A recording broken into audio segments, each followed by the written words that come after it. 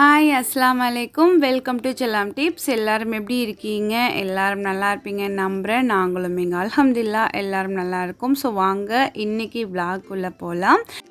இப்போ டைம் வந்து 6:30 இருக்கும். நைட்டு டின்னருக்கான வேலையை வந்து இப்போயே ஸ்டார்ட் பண்ணியாச்சு. சப்பாத்தி மாவு பிசைஞ்சு வச்சுருக்கேன். ஸோ இங்கே வந்துட்டு கொஞ்சம் பிளாக் டீ குடித்தா நல்லாயிருக்கும் போல் இருந்ததுனால பிளாக் டீ போட்டிருக்கேன். எனக்கு ஹபிக்கு மட்டும். பிளாக் டீ வந்து நல்லா கொதித்து முடித்து இறக்குற நேரத்தில் அதில் புதினா போட்டு இறக்கி வடிகட்டி குடித்தோம் அப்படின்னாக்கா செம்மையாக இருக்கும். இஞ்சியும் போடலாம், புதினா போடலாம், ஏலக்காய் போடலாம். ஸோ நான் வந்து இன்றைக்கி புதினா மட்டும் போட்டிருக்கேன். கொஞ்சம் ரிஃப்ரெஷிங்காக இருக்கும் அப்படிங்கிறதுக்காக.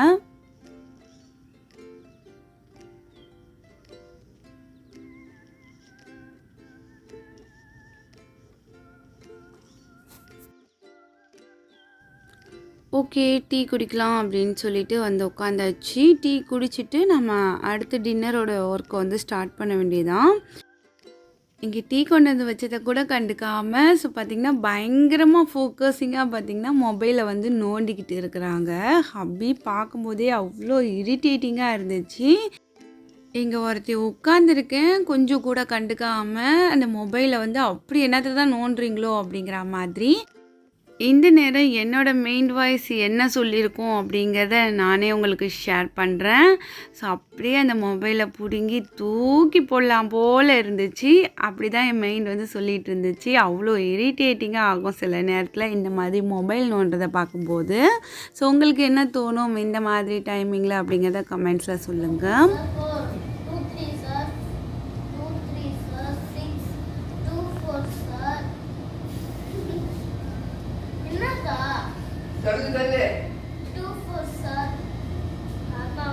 இது 2 4 6 8 10 12 சொல்லு. அதான் இந்த 1 சார் 2 சார். இப்போ வந்து குட்டீஸ் வந்து பார்த்திங்கன்னா படிச்சிட்டு இருக்காங்க. சகில் மாட்டிக்கிட்டான் அப்படின்னாக்கா சகீமுக்கு ஜாலியாக இருக்கும். சகீம் மாட்டிக்கிட்டான் அப்படின்னா சகிலுக்கு ஜாலியாக இருக்கும். இன்றைக்கி மாட்டின பலியாடு பார்த்திங்கன்னா சகில் குட்டி. சகீம் எப்படி என்ஜாய் பண்ணுறான் பாருங்கள். எங்களோட டீ டைம் வந்து முடிஞ்சதுக்கப்புறம் நாங்கள் வந்து குக்கிங் பண்ண போயிடலாம் அப்படின்னு சொல்லிட்டு முடிவு பண்ணியாச்சு. சீக்கிரமே செஞ்சிடலாம் அப்படின்ட்டு. ஏன்னா ஆட்டுக்கால் வந்து நம்ம ஒரு 10லேருந்து 15 விசில் வைக்கிற மாதிரி இருக்கும் ஸ்லோவாக. அதனால் வந்து சீக்கிரமாக செஞ்சிடலாம் அப்படின்ட்டு வந்துட்டேன்.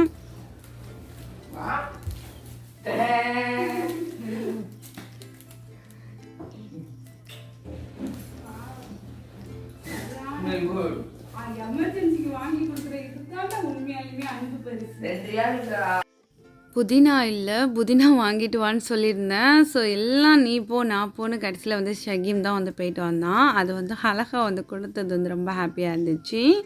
ஸோ அதையும் எடுத்து வச்சுட்டு என்னென்ன இன்க்ரீடியன்ட்ஸ் தேவையோ நான் எல்லாத்தையும் எடுத்துகிட்டு உங்ககிட்ட காமிக்கிறேன்.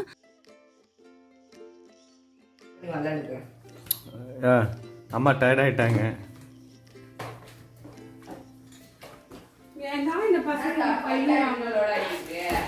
திருப்பி ப்ளே பண்ணு.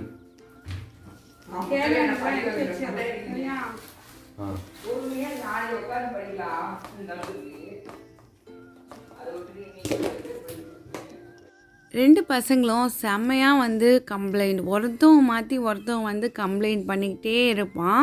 ஃபியூ செகண்டுக்கு ஒன்ஸ் எவனாவது ஒரு கம்ப்ளைண்ட்டோடு வருவானோ. ஷகீம் மேலே ஷகில் மேலே எப்படி மாற்றி மாற்றி கம்ப்ளைண்ட் பண்ணிகிட்டே இருப்பானோ. ஒரு ரிலாக்ஸாக குக் பண்ண முடியாது, ரிலாக்ஸாக எதுவுமே பண்ண முடியாது. அவ்வளோ கம்ப்ளைண்ட்ஸ் வந்துக்கிட்டே இருக்கும். சரி, என்ன செய்ய போகிறீங்க அதை ஃபஸ்ட்டு சொல்லுங்கள். வாயாவா போயாவா? போயாவா. என்ன பண்ண போற? நாளைக்கு பிஸ்மில்லாஹ் சொல்லி நான் பைத்தானை படித்து பைத்தியமாக போகிறேங்க. இப்போது குக்கிங் பண்ண நான் ரெடி ஆகிட்டேன். இங்கே வந்து 3 வெங்காயம், பெரிய வெங்காயம் எடுத்து வச்சுருக்கேன். 2 தக்காளி, ஒரு 4 பச்சை மிளகா. இங்கே வந்து ஒரு அரை கப் அளவுக்கு தேங்காய் வந்து எடுத்திருக்கேன். ஃப்ரெஷ்ஷான தேங்காய் எடுத்துக்கோங்க.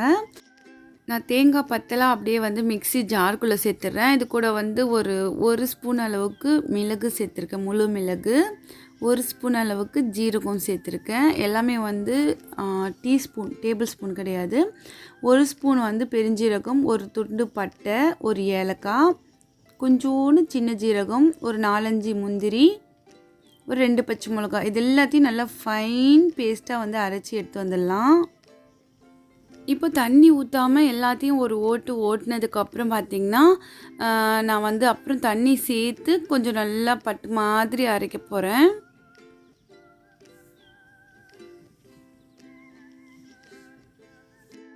சித்தா பொறுத்த வரைக்கும் கிளைமேட் பார்த்திங்கன்னா நல்ல கூலிங்காக இருக்குது. ஸோ நைட்லாமே நல்ல செம்ம குளிராக இருக்குது. அங்கே இந்தியாவில் வந்து மழை பெய்யுது அப்படின்னு சொல்லிட்டு அம்மா அத்தா சொல்லிட்டு இருந்தாங்க. ஸோ நீங்கள் இருக்கிற பிளேஸ்லாம் எப்படி இருக்குது அப்படின்ட்டு கமெண்ட்ஸில் சொல்லுங்கள். ஸோ இப்போ வந்துட்டு குக்கர் வந்து நான் அடுப்பில் வச்சுட்டேன். குக்கரில் கொஞ்சமாக ஒரு ஸ்பூன் அளவுக்கு ஆயில் சேர்த்துட்டு இதில் வந்து ஒரு துண்டு பட்டை, 2 ஏலக்காய், ஒரு பிரியாணி லீஃப்,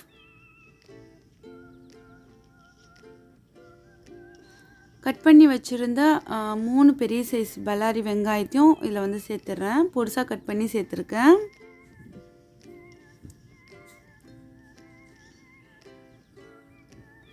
எல்லாத்தையும் பார்த்திங்கன்னா நல்லா வதக்கிக்கலாம். தேவையான அளவுக்கு உப்பு சேர்த்துக்கோங்க. இப்போ எல்லாத்தையுமே சேர்த்து நல்லா வதக்கி விட்டுக்கலாம். அடுத்து இது கூட இஞ்சி பூண்டு பேஸ்ட் 1 டேபிள் ஸ்பூன் அளவுக்கு சேர்த்துருக்கேன். கொஞ்சம் புதினா, ஒரு பச்சை மிளகாய் நம்ம இதில் சேர்த்துக்கலாம் வாசனைக்காக. இப்போ வெங்காயம் ஓரளவுக்கு வதங்கினதுக்கப்புறம் நம்ம வந்து தக்காளி வந்து இதில் சேர்த்துலாம். தக்காளி வந்து நல்லா பழுத்த தக்காளி 2 சேர்த்துருக்கேன். தக்காளி நல்லா கனிஞ்சி வதங்கினதுக்கப்புறம் மிளகாய் தூள் 1 ஸ்பூன் சேர்த்துக்கலாம். அடுத்தது வந்து குழம்பு மிளகாய் தூள் இருக்கு இல்லையா, மல்லித்தூள் இருந்துச்சுன்னா மல்லித்தூள் சேர்த்துக்கோங்க 1 ஸ்பூன். அப்புறம் ஒரு 1/4 ஸ்பூன் மஞ்சள் தூள். இப்போ எல்லாத்தையுமே சேர்த்து நல்லா வதக்கி விட்டுக்கலாம். இந்த பாயா வந்து ரொம்ப ஈஸி மெத்தட், எல்லாருமே ட்ரை பண்ணுங்கள்.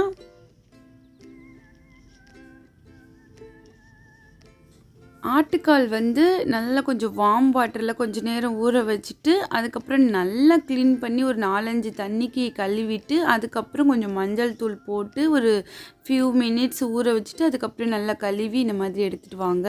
கருப்பு கருப்பாக இருந்தது எல்லாமே வந்து நைஃப் வச்சு சுரண்டி கழுவிடுங்க. கழுவிட்டு எடுத்திங்கன்னா சுத்தமாக இருக்கும் ரொம்ப. இப்போ நம்ம ஆட்டுக்கால் வந்து இதில் அப்படியே சேர்த்துடலாம். சேர்த்துட்டு பார்த்திங்கன்னா நம்ம அரைச்சி வச்சுருந்தோம் இல்லையா தேங்காய் மசாலா பேஸ்ட்டு, அது எல்லாத்தையும் இதில் சேர்த்து நல்லா இந்த மாதிரி வதக்கி விட்டுக்கலாம். மசாலான்னு பார்த்திங்கன்னா வேறு எதுவுமே இது கிடையாது. இப்போ நம்ம சேர்த்துருக்க இன்க்ரீடியன்ட்ஸ் அவ்வளோதான். இது வந்து நமக்கு ஒரு கொதி வரட்டும். இப்போ நம்ம மிக்ஸி ஜாரை கழுவுன தண்ணி அப்படியே இதில் சேர்த்துடலாம். இந்த ஆட்டுக்கால் எல்லாமே முங்குற அளவுக்கு. இப்போ டேஸ்ட்டு பார்த்துட்டு தேவைன்னா உப்பு சேர்த்து ஒரு கொதி வர அளவுக்கு அப்படியே வச்சுருங்க. ஒரு கொதி வந்ததுக்கப்புறம் இப்போ நம்ம குக்கரோட லிட்டு போட்டு விசில் விட வைக்கலாம். கண்டிப்பாக பார்த்திங்கன்னா ஒரு 10லேருந்து 15 விசில் வந்து மீடியம் ஃப்ளேமில், அதாவது சிம் ஃப்ளேமில் விடுற மாதிரி வைங்க. ஸோ இந்த சைடு வந்துட்டு நான் வந்து சப்பாத்தி போட ரெடி பண்ணிகிட்ருக்கேன். அது விசில் விட்டு முடியவும் நம்ம வந்து சப்பாத்தி போட்டு எடுக்கவும் கரெக்டாக இருக்கும் அப்படின்ட்டு. ஷேரிங் இஸ் கேரிங் அப்படிங்கிற வார்த்தை வந்து ரொம்ப அற்புதமானது. ஸோ இங்கே வந்து சப்பாத்தி வந்து என் ஹப்பி வந்து எனக்கு வந்து வழுட்டி கொடுக்குறாங்க. நான் வந்து சப்பாத்தி வந்து நின்றுட்டே வந்து சுட்டு எடுக்கிறது மட்டும்தான் இப்போ எனக்கு வேலை. நானே வழுட்டி நானே வந்து சப்பாத்தி சுடணும் அப்படின்னாக்கா ரொம்ப டைம் எடுக்கும். அதே சமயம் நான் வீடியோ எடுத்துக்கிட்டே பண்ணுறதுனால ரொம்ப வந்து டயர்டாகிடுவேன். ஸோ இந்த மாதிரி சின்ன சின்ன ஹெல்ப் வந்து குட்டீஸாக இருக்கட்டும் இல்லை ஹபியாக இருக்கட்டும் நமக்கு பண்ணும்போது நமக்கும் ஒரு மோட்டிவாக இருக்கும். எல்லோரும் நம்மளோடே இருக்கிறத வந்து ஒரு ஜாலியாக சீக்கிரமே பண்ணிடலாம். கொஞ்சம் பேசிகிட்டே பண்ணும்போது ரொம்ப வந்து ஒரு ஹாப்பியாக இருக்கும். குக்கிங்கே பார்த்திங்கன்னா ரொம்ப ஹாப்பியாக ஒரு ஜாலியாக முடித்த மாதிரி இருக்கும். ஸோ இதனால் பார்த்திங்கன்னா ஷேரிங் இஸ் கேரிங். முடிஞ்ச வரைக்கும் சின்ன சின்ன வேலைகளை வந்து ஷேர் பண்ணிக்கிறது நல்லது. எல்லா நேரமும் இல்லைனாலும் எப்போவது ஒரு முறை இந்த மாதிரி நம்ம கிச்சன்லேயே ரொம்ப நேரம் நிற்க போகிறோம் அப்படின்னாக்கா அப்போங்க வந்து வேலைகளை வந்து ஷேர் பண்ணி செய்யும்போது குயிக்காக முடிஞ்சிடும். நீங்களும் உங்கள் வீட்டில் ட்ரை பண்ணுங்கள்.